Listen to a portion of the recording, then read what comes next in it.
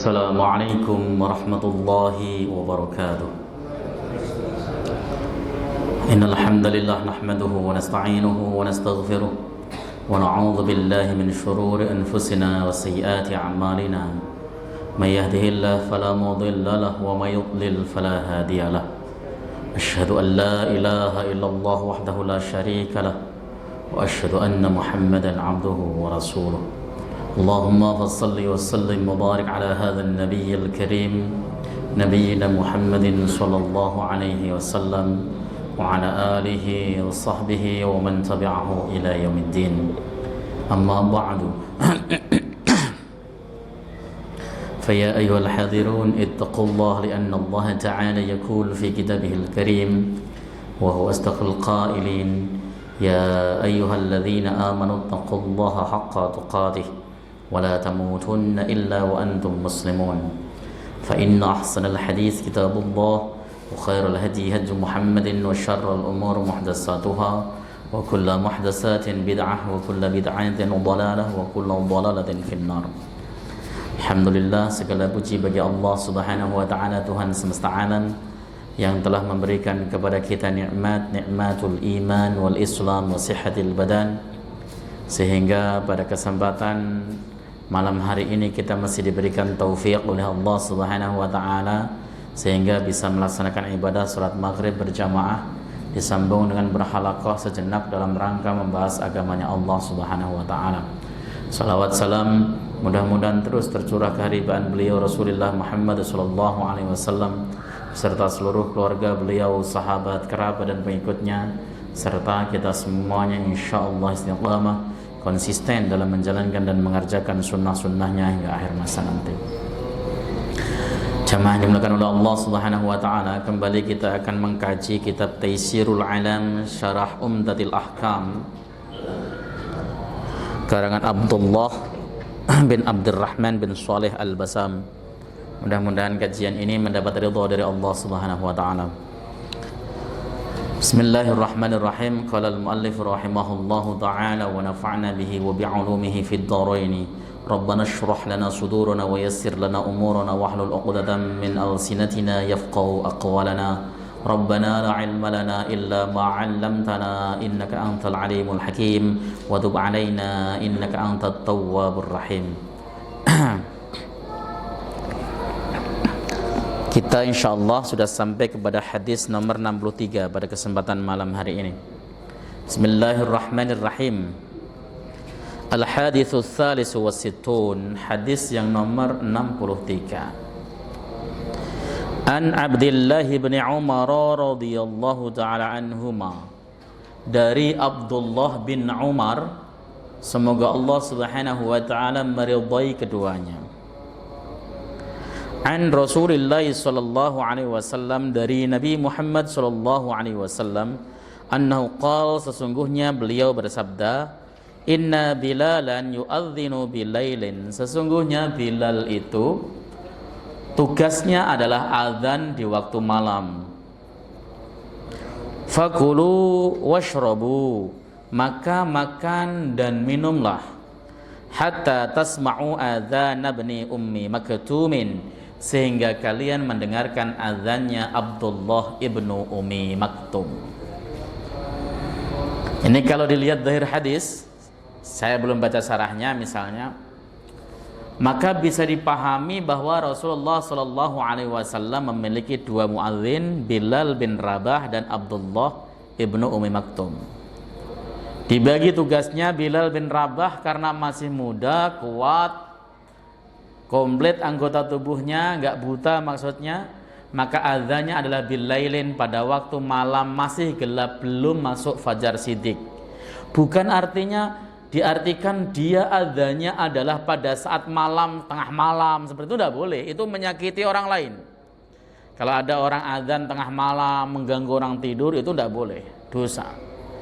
Tapi maksudnya bilail ini sebelum masuk fajar shidik, masih fajar kadzib. Beberapa saat, 1 jam sebelum masuk fajar shidik, itu Bilal bin Rabah mengumandangkan azan. Pada saat Anda mendengarkan azannya Bilal bin Rabah, Ini khitabnya kepada para sahabat Nabi sallallahu alaihi wasallam. Kulu washrabu, makan dan minumlah kalian. Ini untuk orang yang pengen sahur, pengen berpuasa. Makanya ketika yang Anda dengar adalah suaranya Bilal yang ada di di menara atau di atas tempat yang tinggi, makan dan minumlah kalian. Batasnya kapan? Hatta tasma'u adana bani ummi maktumin, sehingga kalian mendengarkan adzannya Abdullah ibnu Ummi Maktum. Kenapa? Karena Abdullah bin Ummi Maktum itu adzan pas sudah masuk waktu subuh atau waktu fajar. Nah, ini juga mengindikasikan bagi kita waktu sahur itu batasannya adalah adzan subuh. Nggak usah kemudian ditawar-tawar, Ustadz. Adzan subuh di Kemenak ini kan sudah dimajukan 4 menit. Katanya di Indonesia itu untuk kehati-hatian, maka waktu sholatnya maju sekitar 4 menit dari tulu'ul fajr yang sebenarnya. Oleh sebab itu, maka kalau kita pas lagi sahur dengar adzan baru berhenti, berarti batal karena 4 menit sudah masuk waktu subuh. Tidak. Karena Abdullah bin Ummi Maktum pun beliau ketika adzan juga tidak pasti pas pada saat terbit fajar. Bahkan beliau adzan itu ketika fajar telah terbit. Tapi Rasulullah sallallahu alaihi wasallam mengatakan kulu washrabu hatta tasma'u adana bani ummi maktumin. Makan dan minumlah kalian sehingga kalian mendengarkan adzannya Abdullah ibnu Ummi Maktum. Ini pendapat jumhur, saudara. Kemarin sudah saya jelaskan. Pendapat jumhur mengatakan bahwa sahur batasannya adalah sampai adzan subuh selesai. Bahkan di dalam kitab Majmu'nya Al-Imam An-Nawawi, Majmu' Syarah Muhadzab, itu dikatakan apabila ada orang sahur di dalam mulutnya ada nasi atau ada gorengan, ada makanan, lalu ia telan dengan sengaja padahal ia mendengar adzan, maka puasanya batal, harus segera dibuang. Itu pendapat jumhur, kecuali pendapatnya Syekh Nasiruddin Al-Albani yang mengatakan bahwa boleh makan minum hingga ditunaikan hajatnya. Tapi ini khilaful jumhur, menyelisih jumhur ulama.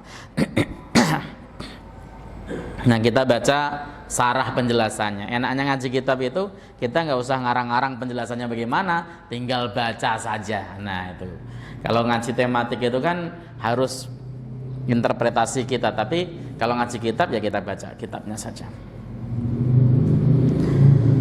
Al-ma'nal ijmali, makna global. Kana lin nabi sallallahu alaihi wasallam muadzdhinani. Nabi itu memiliki 2 tukang adzan, Bilal bin Rabah dan Abdullah ibnu Ummi Maktum. Wa kana dhariran, sementara Abdullah ibnu Ummi Maktum adalah dharir, orang yang buta matanya. Orang yang buta matanya saja, Pak, mintanya adzan itu adzan subuh loh. Lah kita kan yang nggak buta, sehat, badannya kuat dan sebagainya, boro-boro adzan subuh kesiangan. Dan kondisinya Madinah pada masa itu jangan disamakan dengan Madinah pada masa sekarang yang full lampu zaman sekarang. Madinah pada masa itu gelap gulita. Antum bacalah hadis-hadis yang beredar, hadis Bukhari, hadis Muslim, Nasai, Abu Dawud yang menjelaskan tentang masuknya waktu subuh, kata al-ghalas. Karena waktu subuh masuk itu ketika langit masih ghalas, gelap. Itu diterangkan dalam hadis sehingga kami tidak kenal siapa yang ada di samping kami. Kenapa? Masih gelap, gak ada lampu. Kalau sekarang masuk Madinah, jangankan subuh, tengah malam juga wajahnya kelihatan. Bahkan duit 100 perak kalau jatuh pun kelihatan di Madinah sekarang. Ibadah semakin enteng. Dulu berat sekali. Nah, sementara suasana cuaca sama. Kalau sekarang Madinah katanya 14 derajat, zaman Nabi pun sama 14 derajat. Nah, Abdullah ibnu Ummi Maktum ini ghirrahnya, semangatnya untuk beribadah luar biasa. Sampai beliau sendiri menawarkan dirinya untuk azan subuh. Yang hebatnya itu kok bisa tahu waktu. karena memang Allah kasih keistimewaan sama beliau. Wa kana Bilalun yu'adzinu li salatil fajri qabla tulu'il fajri. Bilal itu adzan untuk panggilan salat subuh sebelum masuk waktu subuh atau sebelum terbitnya fajar. Sebelum fajar sudah adzan, Allahu akbar, Allahu akbar misalnya. Li'annaha taqa'u waqta naumin, karena sesungguhnya pada masa itu pada waktu fajar itu adalah waktu tidur. Adzan tersebut terjadi di waktu tidur. Wa yahdajun nasu ilal isti'dadi laha qabla duhuli waqtiha, maka butuh bagi orang-orang kaum muslimin untuk isti'dad, menyiapkan diri dalam rangka sholat subuh berjamaah di masjid sebelum masuknya waktu. Siap, ready. Jika kemudian ada adzan kedua, adzan setelah masuknya subuh, kaum muslimin wajahnya sudah berbinar, semangatnya sudah ada, bau badannya sudah wangi, parfum sudah dipakai, sudah mandi, tidak kemudian nahan-nahan pipis ataupun nahan-nahan kebelet pengen BAB. Kenapa? Karena sudah plong, istiqdatnya 1 jam cukup. Sekarang boro-boro istiqdat, kita adzan nih, kita adzan bangun nih, kita bangun pas adzan, Allahu akbar, Allahu akbar, udah buru-buru lompat, wudu, sampai masjid masih ketinggalan, ya. Karena masjidnya sedemikian cepat qomatnya itu. Qomat tuh kadang-kadang cuma 5 menit. Ya. Sementara kita tidak tahu kapan masuk waktu fajar, kecuali yang memang sudah biasa bangun malam pakai alarm itu bisa. Kalau kemudian dia tidak ada yang bangunin, nggak memiliki kebiasaan, kan keteteran. Makanya adzan 2 kali itu tetap disyariatkan, hanya saja jangan terlalu malam. Kita itu bahkan ada masjid yang jam 2:30 sudah azan. Allahu akbar, Allahu akbar. Terlalu malam, Pak. Subuh jam berapa sekarang ini? 4 lewat 9 pas 10. Pokoknya begitulah, pokoknya lewat segitu, mepet sekali ini. Nah, ya sekitar jam 3-an. Silakan azan. Tujuannya ketika kita dengar adzan, adzan. Oh, ternyata adzan pertama. Jangan tidur lagi. Isti'dad, siap-siap. Mandi dulu. Konon katanya mandi fajar, mandi subuh atau sebelum subuh itu badan bisa bikin sehat. Ya. Orang-orang yang kecanduan narkoba itu disuruh mandi jam-jam 2, jam 3 supaya apa? Supaya kecanduannya hilang. Sama, kita juga sama. Kita pas waktu jam segitu bangun mandi. Insya Allah segala penyakit hilang. Kalau penyakitnya nggak hilang, ya nyawanya yang hilang. Ya kan gitu saja rumusannya hidup di dunia itu. Itu ingat. Jadi isti'dad kita itu penting sehingga orang kaum muslimin datang ke tempat sholat itu sudah dalam keadaan wangi semuanya. Rasulullah itu cinta wangi-wangian, Pak. Lah bagaimana kita sempat pakai wangi-wangian? Kadang-kadang kita lompat saja lupa gosok gigi loh. Kalau bangunnya pas adzan subuh, lupa gosok gigi. Begitu baca walau dolin langsung bes baunya. Maka dianjurkan isti'dad. Itu yang pertama, isti'dad dalam arti pakaian dan atributnya. Yang terpenting adalah isti'dad hatinya. Orang yang dia sudah mempersiapkan diri dengan baik untuk menghadapi sholat, ketika datang sholat itu lebih khusyuk, lebih khudu, lebih tumakninah, lebih tenang. Allahu Akbar, lebih tenang dibanding dengan orang yang datangnya tadi lompat, wudunya juga kegesit cepat, bahkan terburu-buru ke masjid masih nggak kapan. Allahu Akbar, nggak ada khusyuknya sama sekali. Ini penting ternyata ya. Nah, ada masjid yang ngakalin, daripada adzan nanti malah dikira pada ngagetin ya, karena syariat nggak dijalankan. Kalau syariat nggak dijalankan yang kemudian dianggap hal yang aneh. Coba dijalankan, nggak aneh. Tapi kemudian ada masjid yang setengah jam sebelumnya sudah ada ngaji. Ada beberapa masjid yang ngajinya betul-betul manusia ngaji, tapi kebanyakan ya kaset atau MP3 gitu kan kebanyakan. Maka kadang-kadang heran masjid kok isinya MP3 semuanya. Maka jangan-jangan nanti di surga isinya MP3 semuanya. Ya, orangnya malah pada di neraka karena pada tidur gak sholat. Wa kana sallallahu alaihi wasallam yunabbihu ashabahu ila anna Bilalan yu'adzinu bilailin. Dan Nabi sallallahu alaihi wasallam mengingatkan para sahabatnya sesungguhnya Bilal itu adanya masih malam. Boleh untuk tahajud. Nah ini udah istiqdat masih malamnya masih masuk dan sebagainya kita sholat tahajud Allahu Akbar.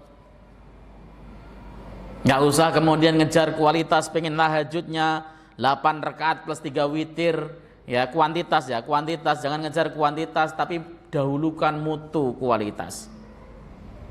Ketika selesai sholat janganlah kemudian ujub terhadap amaliyah kita merasa mungkin satu komplek ini hanya saya saja yang tahajud, jangan begitu sehingga merasa bahwa kita adalah orang yang paling saleh atau sabab saya maka komplek ini tidak diadab oleh Allah Subhanahu wa taala. Itu namanya ujub, bisa menghilangkan pahala. Atau kemudian membanggakan amalnya, merasa bahwa apa yang ia lakukan adalah yang terbaik, salat yang terhebat. Al-Imam Al-Ghazali di dalam kitab Minhajul Abidin menjelaskan bahwa setelah Anda salat 2 rakaat yang Anda lakukan, coba merenung bersamaan dengan Anda ini jumlahnya ribuan orang-orang soleh pun menghadap Allah Subhanahu wa taala.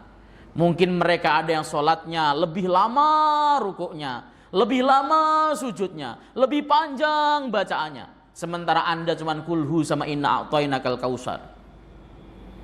Coba bayangkan bahwa bersama Anda itu ada orang-orang hebat, ulama-ulama dunia yang mengetuk pintu rahmatnya Allah. Pantas enggak kalau kemudian kita membanggakan amaliyah kita yang seuprit tersebut, yang muayyab tersebut, yang cacat tersebut, yang penuh aib, kadang enggak khusyuk, kadang banyakan nguap, kadang enggak tumakninah dan sebagainya.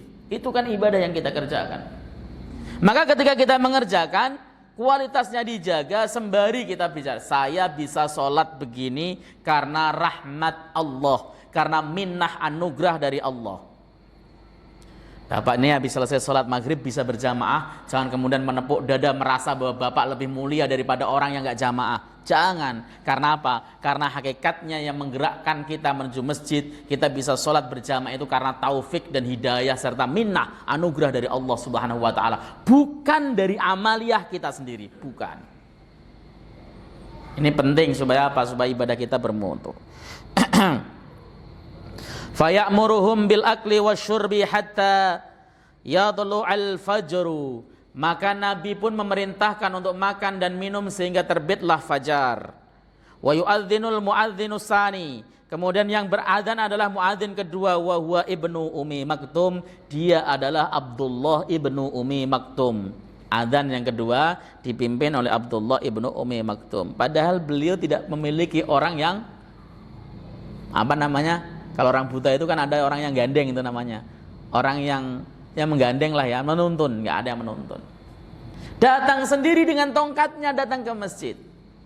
Dalam keadaan gelap gulita, tapi Abdullah ibnu Ummi Maktum gelap terang ya sama aja karena dunianya memang sudah gelap. Artinya mata beliau sudah dharir, sudah buta.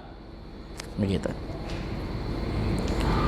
Li'annahu kana yu'adzinu ma'a tulu'il fajri tsani. Sebab Abdullah bin Ummi Maktum ini beliau azan bareng bersama dengan terbitnya fajar yang kedua. Namanya fajar shadiq. Fajar shadiq itu tandanya adalah ada mega putih dan melintang ya dari utara ke selatan, melintang begitu. Ini fajarnya itu adalah mega putih yang melintang. Nah, kalau di dalam Quran dikatakan hatta yatabayyana khaytul abyadu minal khaytil aswadi minal fajr, ada benang hitam, itu maksudnya malam. Ya, pokoknya dia itu mega putih melintang dan semakin lama semakin terang, semakin terang, semakin terang. Itu namanya fajar shadiq. Kalau fajar kadzib itu dia membujur. Ya. Dia terang, tapi begitu beberapa saat langsung hilang. Itu namanya fajar kadzib. Jangan tertipu dengan fajar kadzib. Kita dibolehkan makan dan minum pada saat kita berpuasa sehingga masuk fajar shadiq hatta yatabayyanu khaytul abyad hatta yatabayyana lakumul khaytul abyadu minal khaytil aswadi minal fajr. Sehingga masuk fajar, tandanya adalah ada mega putih dan gelapnya malam bercampur di angkasa. Begitu Pak.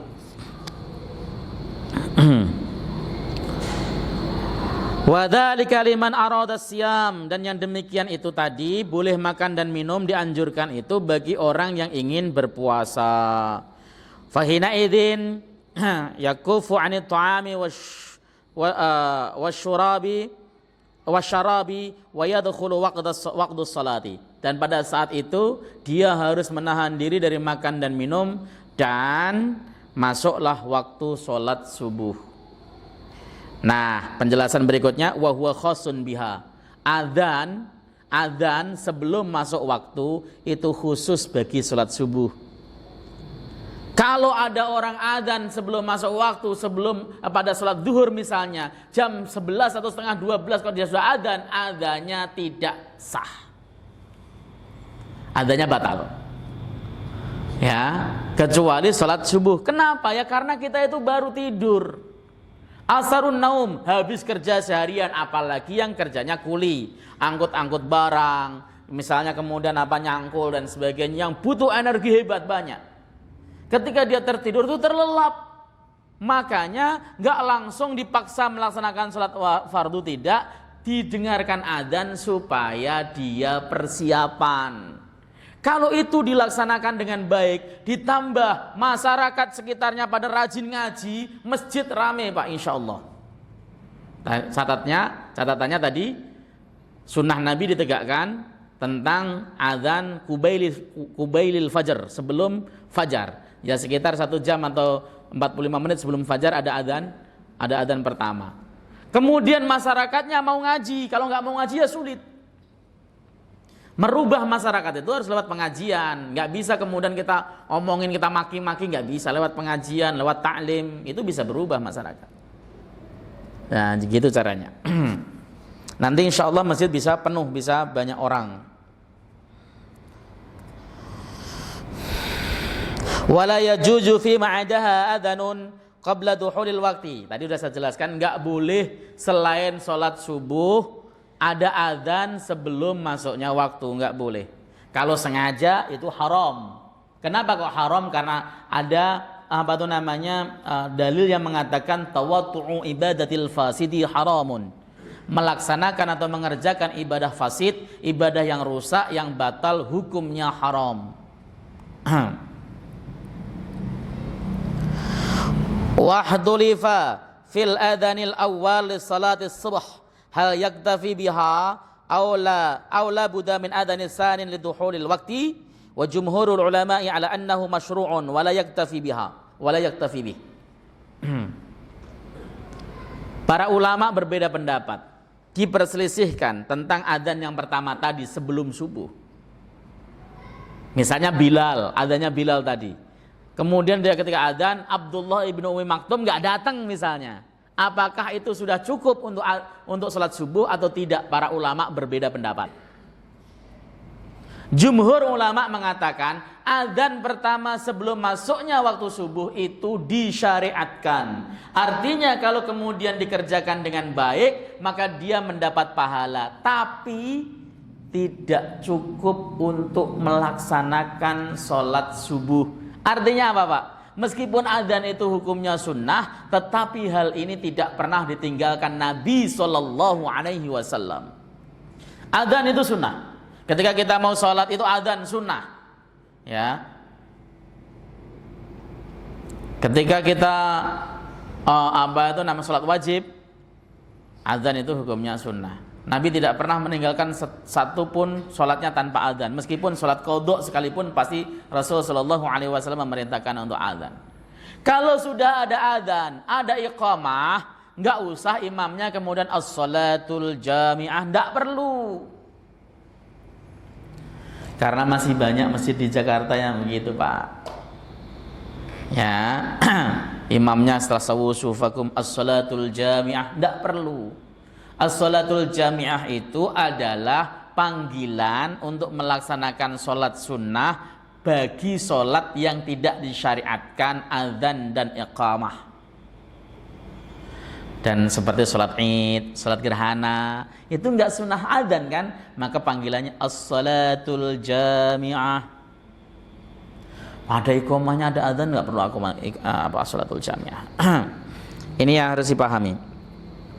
Jadi jumhur ulama mengatakan tetap harus adzan kedua meskipun adzan pertama dikumandangkan.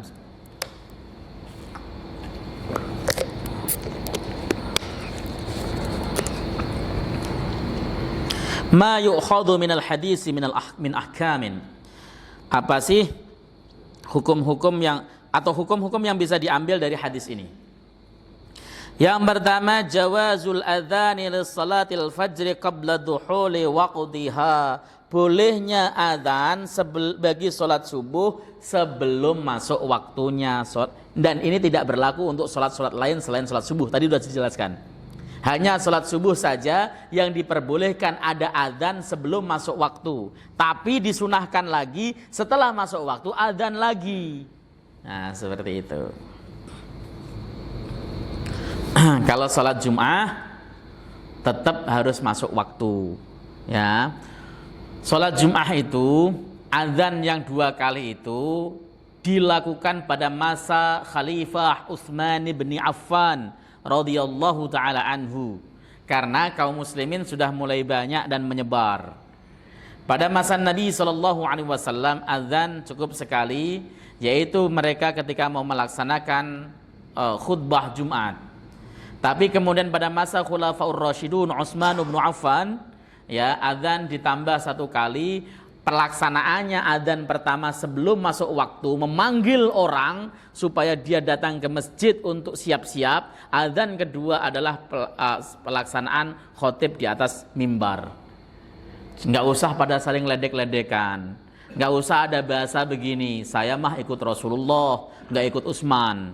Ini keliru, ini salah. Ikut Utsman juga ikut Rasulullah. Loh kok bisa Ustadz? Kan ikut Utsman, bukan ikut Rasulullah. Sebab Nabi yang bersabda, Rasulullah mengatakan dalam hadis sahih, ya, alaikum bisunnati wa sunnatil khulafa'ir rasyidin al mahdiyyin min ba'di. Peganglah teguh sunnahku dan sunnah khulafaur rasyidun yang mendapat hidayah setelah aku wafat. Pertanyaannya, Utsman bin Affan itu khulafaur rasyidun tidak? Khulafaur rasyidun tidak? Khulafaur Rasyidun. Kalau begitu ikut sunnahnya Khulafaur Rasyidun, masuk ikut sunnahnya Nabi tidak? Ikut, sebab ikut sabda Nabi tadi. Ya begitu. Adzan 1 boleh, adzan 2 silahkan. Tapi Imam Syafi'i dalam kitab mengatakan oleh Nabi lebih aku cintai untuk diikuti, ditiru dibanding dengan yang lain. Tapi tidak kemudian mengkerdilkan mengikuti Sayyidina Utsman tadi. Karena ada loh orang-orang yang kita merasa bahwa kita itu paling lurus sendiri, mengatakan jangan ikut sunnah, saya ikut sunnah Nabi bukan ikut sunnah Utsman. Itu salah. Berarti dia tidak memandang hadis alaikum bisunnati wa sunnatil khulafair rasyidin al mahdiyyin min ba'di. Itu yang harus dicatat. Karena banyak sekali nanti ahwal para sahabat dijadikan sebagai patokan di dalam beragama kita.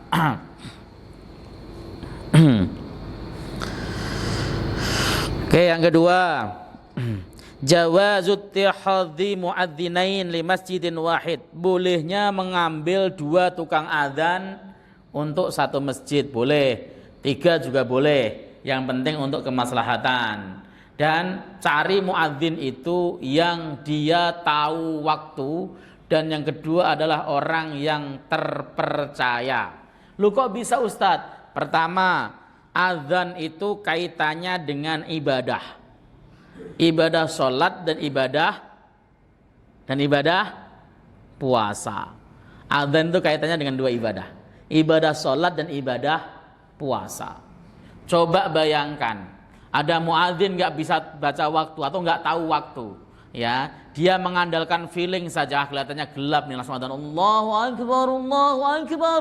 Ternyata maghrib kurang 1 menit. Orang yang berpuasa tadi kalau ngikutin adzan yang tadi yang belum sah tadi, itu batal puasanya dan wajib qadha.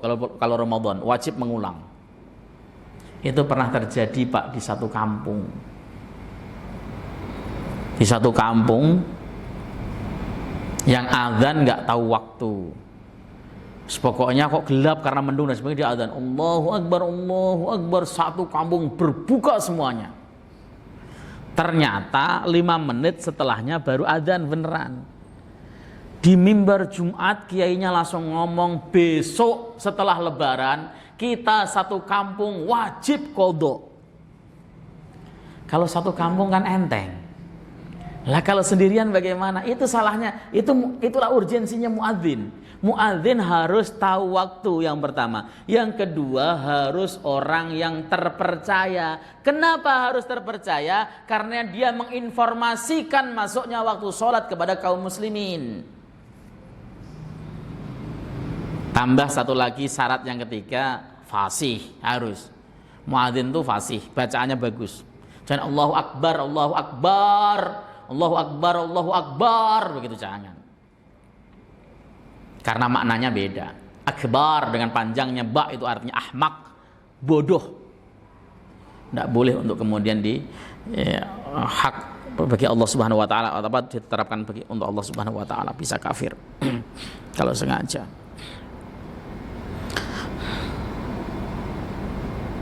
Yang nomor 3, jawazut ittihadil muadzinil a'ma wa taqlidihi li'anna ibna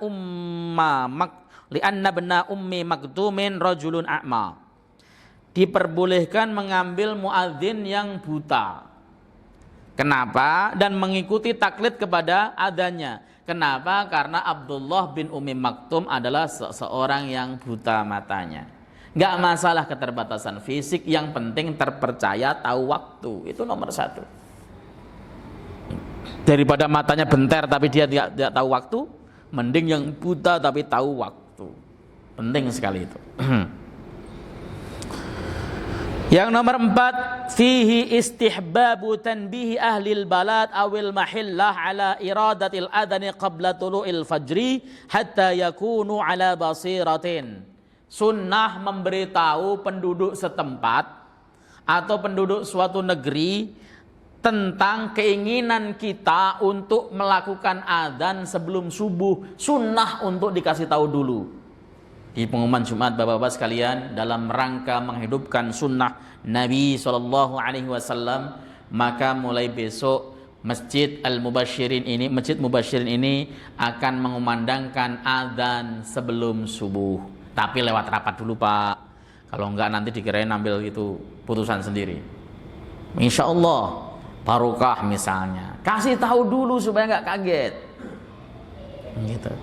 Tapi kalau zaman Nabi kan bisa membedakan, karena yang adzan beda. Suaranya Bilal sama Abdullah bin Maktum, Ummi Maktum beda. Suaranya Bilal bin Rabah dan Abdullah ibnu Ummi Maktum itu suaranya beda. Lah kalau di sini yang muadzin satu-satu itu dua, kadang-kadang keder. Sudah subuh apa bukan ini ya? Pas sholat ternyata bukan, belum masuk.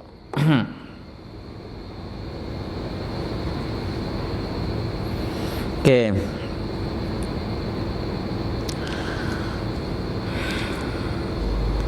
Yang nomor selanjutnya, fihi jawazul amali bi khabaril wahid idza kana thiqatan ma'rufan. Boleh untuk mengamalkan dari khobar satu orang jika dia orang yang terpercaya dan terkenal orang yang terpercaya. Jadi informasi dari satu orang, khobar dari satu orang, kalau dia siqah itu khobarnya adalah khobar siddiq. Khobar itu, informasi itu jumlahnya ada 4. Yang pertama mutawatir, yang kedua siddiq, yang ketiga ikhtimal, yang keempat kidhib. Informasi ini terkait berita. Berita mutawatir disaksikan oleh ribuan orang, banyak orang, dan tidak mungkin dusta. Contoh apa? Gempa bumi Cianjur itu mutawatir beritanya. Berita gempa buminya, bukan masalah berita-berita yang lainnya. Itu mutawatir. Ditayangkan langsung dan semua itu mutawatir. Kemudian ada informasi namanya, atau informasi dari Allah, Al-Quran, ya, Al-Quran itu jelas mutawatir, ya, atau informasi dari Rasulullah SAW yang kualifikasinya mutawatir, itu juga mutawatir. Ada namanya khobar siddiq, khobar yang terpercaya, itu khobarnya ulama. Ada ulama yang tidak pernah berbohong, tidak pernah ngibul, dia menginformasikan sesuatu, khobarnya itu khobar siddiq, dipercaya. Atau khobarnya orang yang memang thiqah, bukan ulama, tapi dia tidak pernah berbohong, dia terkenal terpercaya sekali, maka itu khobarnya juga siddiq dan diterima. Apapun yang dibawakan ke kita valid semuanya, itu namanya khobar siddiq, diterima. Yang ketiga khobar ihtimal, ini khobar yang bisa benar bisa salah. Khobar siapa ini? Khobarnya orang fasik. Orang fasik itu orang yang bangsa-bangsa bazar, terus apa lagi itu? Bangsa-bangsa apa? Temannya bazar tahu namanya? Yes, pokoknya bazar, tukang hoax dan sebagainya, itu ihtimal khobarnya. Khobar ihtimal. Terus bagaimana kalau kita menemukan khobar ihtimal? Allah mengajarkan, in ja'akum fasikum binaba'in fatabayyanu, jika datang kepadamu suatu informasi khobar dari orang fasik, maka cek dan receklah, tabayunlah Anda. Tabayun itu dilakukan kalau informannya fasik. Kalau yang informasi itu ulama yang terpercaya, orang yang terpercaya, enggak perlu tabayun.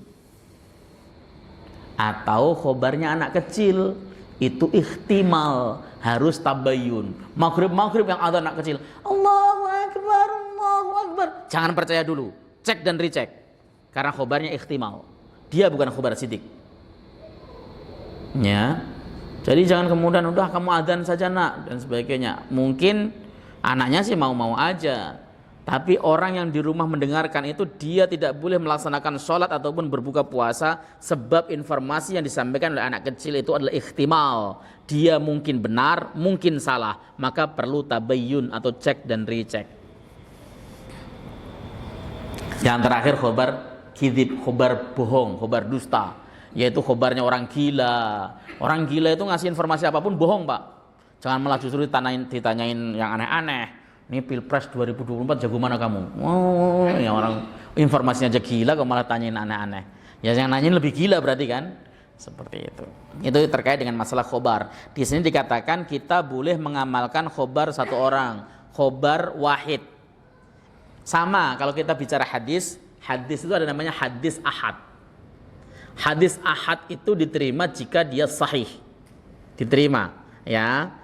Nah, jadi nggak harus kemudian mutawatir semuanya, enggak, tapi hadis ahad jika sahih maka dia diterima untuk landasan amal, landasan ibadah, dan memutuskan antara hukum halal dan haram. Itu cukup hadis ahad yang sahih. Yang penting sahih. Itu sahih tersebut salah satunya adalah dia harus siqah rawinya. Jam berapa Isa? 19? Oh, masih satu hadis, masih kuat. Gak ada yang bertanya kan?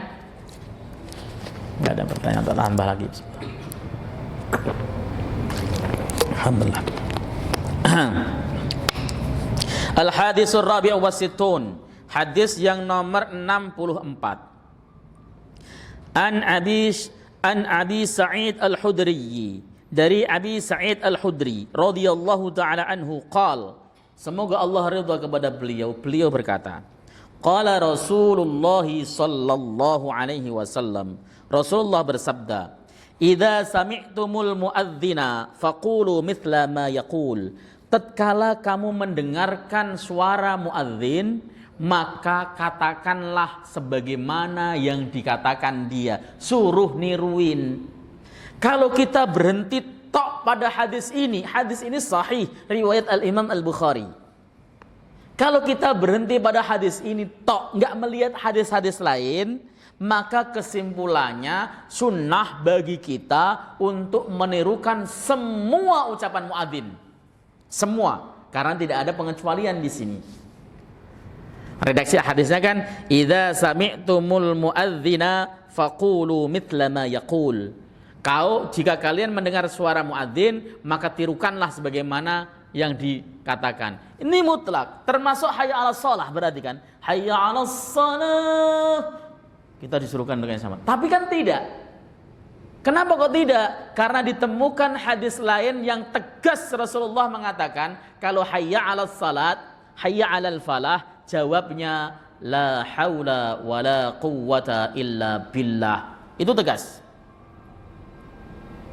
Ya.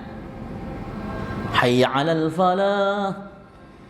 Terus kemudian ketika sudah Allahu akbar, la ilaha illallah. Terukan la ilaha illallah, enggak usah ditambahi Muhammadur Rasulullah.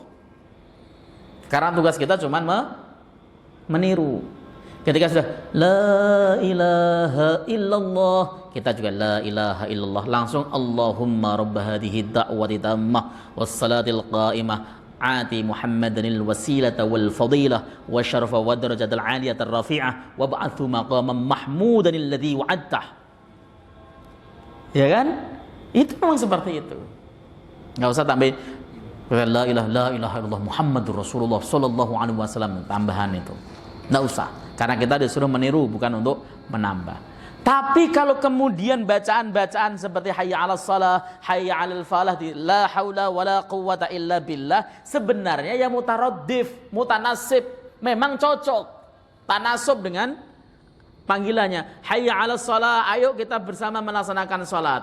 Hayya 'alal falah, ayo kita bersama meraih kebahagiaan, kesuksesan. Kita bilang la haula wala quwwata illa billah. Tidak ada daya dan kekuatan kecuali atas pertolongan Allah. Itu artinya saya sanggup jika Allah menghendaki dan memberikan saya daya dan kekuatan. Begitu.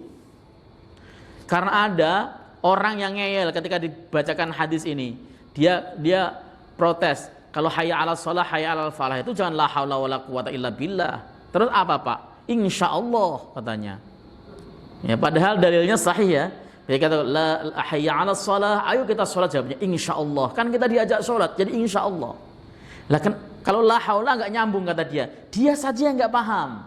La haula wala quwata illa billah artinya tidak ada daya dan kekuatan kecuali atas pertolongan Allah. Itu artinya dia tidak mau mengangkangi sendiri, merasa bahwa dia bisa kuat melaksanakan sholat tanpa kehendak Allah.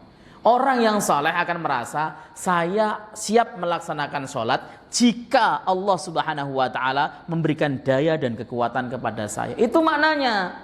Bukan malah insya Allah. Saya tanya dalilnya di mana Pak? Gak usah pakai dalil, logikanya begitu. Ya itulah. Kalau agama pakai logika-logikaan ya selesai. Kalau begitu jawabannya bukan insya Allah Pak Ustadz. Jawabannya yuk mari sekalian gitu aja. Hayya 'alas shalah, ayo begitu, atau hayya, nah, masya Allah. Oke, saya rasa saya cukupkanlah. Ya, kalau ada muskil kira-kira mau tanyakan silahkan. Tapi ini saya belum baca sarahnya ya, saya akan ulang lagi hadis ini. Sarahnya ada 1,5 lembar Pak, panjang kalau dibaca. Ada muskil? Pertanyaan? Paham? Alhamdulillah. Berarti penjelasan saya itu memahamkan. Ya.